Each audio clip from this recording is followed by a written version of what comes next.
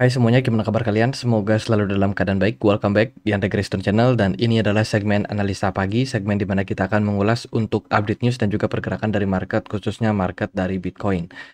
Teman-teman, hari ini kita berada di tanggal 3 Oktober 2024 ya. Jadi kondisi market masih kurang lebih sama seperti kemarin, di mana kabarnya perang dari Israel dan juga Iran masih sedang berlangsung ya. Dan kalau kita lihat dari beberapa video di Twitter, itu banyak banget yang memang ngepost tentang kondisi terkini dari Israel yang masih mendapatkan serangan dari Iran, teman-teman. Jadi perang ini memanas kembali. Memang perang ini memang sebelumnya sudah terjadi beberapa bulan yang lalu, di mana waktu itu Israel memberikan serangan ke Iran ya. Tapi yang terbaru adalah Iran membalas, teman-teman, membalas serangan tersebut dengan teknologi yang terbaru. Ya, jadi misil yang dikirimkan itu ternyata berhasil menyerang kota mereka. Dan ini parah banget. Kalau kita lihat dari beberapa postingan video, potongan video, teman-teman. Dan ini rame banget di Twitter. Saya rasa ini cukup bisa men-trigger market dan menyebabkan fear ya, atau ketakutan pada market. Karena yang kena impact-nya itu tidak hanya market Bitcoin. Namun kalau teman-teman perhatikan market di Asia, di market saham Indonesia, kemudian US, Eropa itu juga kena dampak daripada serangan tersebut. Jadi impact-nya ini nggak cuma berfokus di market Bitcoin, dan apapun itu ya, apakah benar atau tidak, tapi yang namanya propaganda ketakutan sangat masif, sangat-sangat bisa dilakukan dengan sosial media. Kalau kita perhatikan dari Fear and Greed Index, saat ini kita berada di poin 42 yang menunjukkan memang market kondisinya tiba-tiba masuk fear ya, padahal last week kita udah mulai masuk ke fase greedy di poin 59. At the end hari ini kita turun lagi ke posisi 42. Biasanya memang fase fear adalah fase yang bisa teman-teman manfaatkan untuk melakukan akumulasi, teman-teman. Jadi ya, kondisi pasar sementara saat seperti ini, jadi masih dalam kondisi ketakutan. Kita akan sedikit ulas tentang beberapa sentimen ataupun news yang juga mempengaruhi pasar. Kita akan sedikit review untuk event yang ada kemarin. Jadi kemarin kita dapat data terkait dengan crude oil inventory dari Amerika Serikat ya, kemudian ada unemployment rate dari Uni Eropa yang mana hasilnya masih cenderung stabil, artinya adalah tingkat pengangguran tingkat pengangguran dari Uni Eropa masih cukup oke sampai saat ini. Crude oil inventory-nya kelihatan di sini ada semacam peningkatan ya, teman-teman. Jadi emas dan juga oil di perdagangan kemarin itu terbilang stabil, teman-teman. Bahkan oil atau minyak dan gas ya, itu mengalami kenaikan karena sentimen atau isu perang. Isu perang itu selalu menimbulkan impact terhadap harga komoditi yang seringkali meningkat. Ya, kalau nggak gold ya berarti oil. Itu seringkali mendapatkan trigger untuk kenaikan. Untuk perdagangan hari ini kita akan dapat beberapa rilis data. Dari Uni Eropa akan ada data Eurozone Services PMI, kemudian dari Amerika Serikat akan ada jobless claim ya, initial jobless claim jam setengah 8 malam. Lalu di malam harinya akan ada non-manufacturing PMI and non-manufacturing prices. Ini jam 9 malam. Jadi tetap waspada dengan volatilitas dari pasar. Oke, sebelum kita lanjut, teman-teman, di sini aku mau forward ya satu token startup yang akan dibagikan oleh Gate.io, namanya adalah Lunar Lens. Syarat untuk teman-teman mengikuti campaign ini adalah teman-teman wajib punya akun Gate.io dan juga teman-teman minimal hold aset di spot market ya, 10 USD saja. Teman-teman bisa klaim token Lunar Lens secara gratis. Token ini merupakan video game ya, jadi project berbasiskan gaming yang mana bakalan dibagikan secara gratis bagi teman-teman yang sudah memenuhi persyaratan tersebut. Di Gate.io sendiri banyak sekali proyek-proyek kripto ya yang dibagikan secara gratis kalau teman-teman sudah memenuhi beberapa persyaratan tersebut. Jadi contohnya Lunar Lens ini. Jadi salah satu proyek berbasis gaming yang tentu saja masih sangat-sangat awal. Project ini karena masih sangat-sangat awal tentu saja memiliki volatilitas dari pasarnya sendiri ya. Jadi buat teman-teman yang mungkin pengen untuk invest, saya rasa lebih baik untuk klaim tokennya gratisan aja. Itu untuk more information, linknya di kolom deskripsi video ini.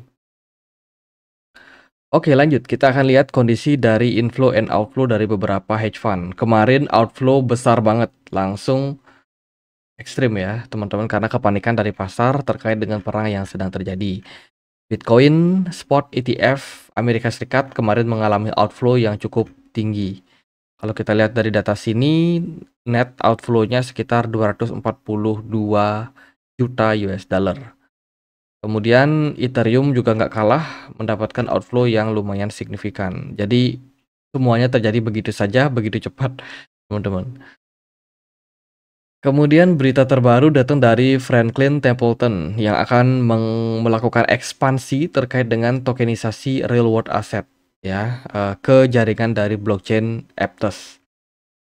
Jadi on-chain US Governance Money Fund atau FOBXX baru saja meluncing sekitar 20 juta US dollar subscription atau langganan ke Aptos.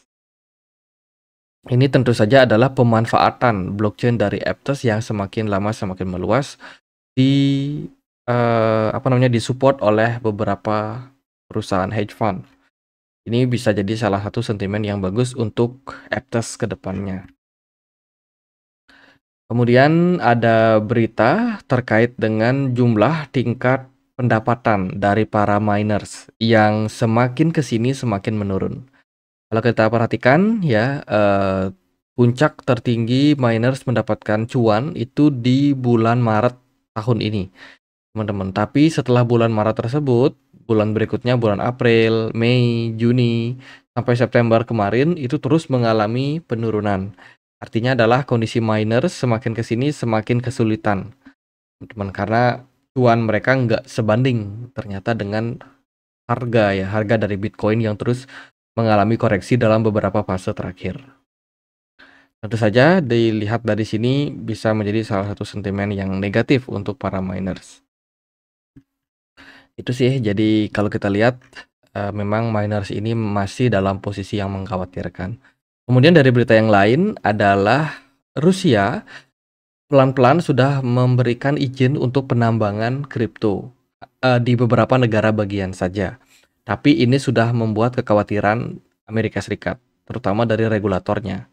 Jadi Amerika Serikat kemungkinan akan membuat regulasi yang pro terhadap kripto karena tidak ingin kalah saing sama negara lainnya seperti Rusia, kemudian China, dan juga negara-negara lain yang memang sudah mempopulerkan yang namanya kripto di negara mereka. Sepertinya Amerika Serikat akan segera ya memberikan izin terkait dengan penambangan kripto yang legal yang tentunya dilindungi oleh pemerintah Amerika Serikat. Amerika Serikat semakin banyak menyebutkan pentingnya kepemimpinan di bidang mata uang digital dan juga pertambangan. Ini adalah salah satu contoh penting dari program calon presiden negaranya.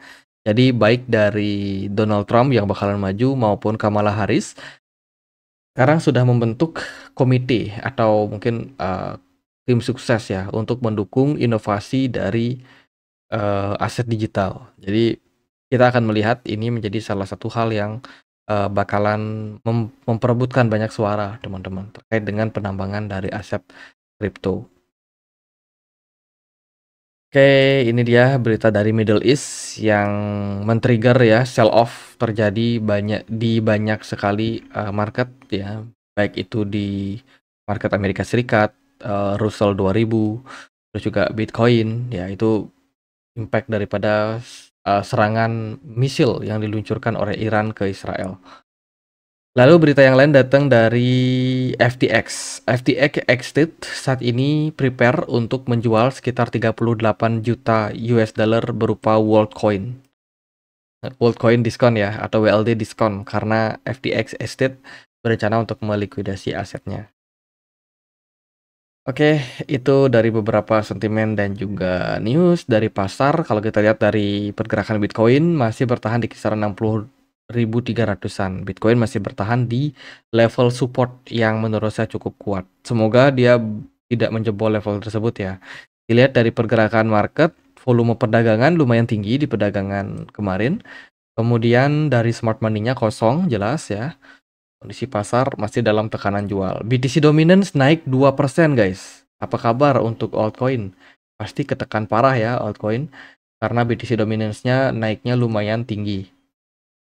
Fed AI koreksi, kemudian Arkham Intelligence, Ethena, Near Protocol, semua rata-rata pada koreksi cukup ekstrim.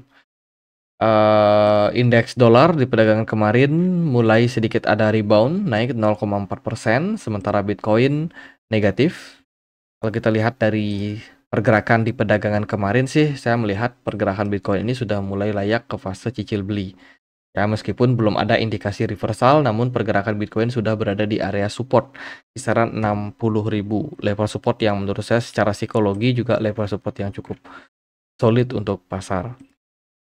Dari time frame daily, pergerakan Bitcoin memang suddenly ada tekanan jual yang cukup ekstrim, teman-teman. Sementara dari dari closing time frame daily belum ada indikasi terkait dengan pembalikan arah yang terjadi. Jadi sebenarnya masih ada peluang nih untuk market ya mengalami penurunan-penurunan yang mungkin terbatas. Jadi kalau kita lihat dari sini memang ya kecenderungan market masih dalam tekanan. Itu sih. Jadi kalau dari time frame weekly overall menurut saya cukup bagus ya. Teman-teman di closing time frame weekly kemarin, tapi sayang sekali hari ini memang ada berita yang tiba-tiba negatif. Jadi impact dari market juga merespon. Ini mengingatkan saya juga tentang pertanyaan dari teman-teman, apakah bull run masih akan lanjut? Apakah Octobull masih akan relate sampai sekarang? Kalau menurut saya sih ini masih awal. Kita masih berada di bulan Oktober awal. Jadi yang namanya Octobull itu kan kita baru dapat konfirmasinya ketika memang sudah di akhir bulan. Jadi karena ini masih awal, jadi saya rasa semuanya masih bisa terjadi, teman-teman. Jadi ini mirip juga seperti waktu awal bulan September kemarin. Awal bulan September di 2 minggu awal itu market negatif. Market negatif di sini ya kurang lebih pergerakan chartnya. Ini, kemudian dia rebound di bulan September minggu ketiga dan keempat. Market rally. Dan itu sering kali terjadi. Dan kalau kita lihat dari pergerakan chart sekarang mungkin akan cukup relate. Pergerakan Bitcoin mungkin masih akan koreksi di minggu-minggu awal bulan Oktober ini. Gitu. Tapi kita akan tetap pantau seperti apa kondisi dari makroekonomi, geopolitik yang tentunya akan memberikan pengaruh terhadap pasar. Oke, gitu aja paling buat update kali ini. Semoga bisa bermanfaat buat kalian. Jika mana ada pertanyaan lain, ada kekurangan buat dibahas, teman-teman bisa langsung tulis di kolom komentar channel YouTube ini. Sekian aja akhir kata saya Andre. Makasih.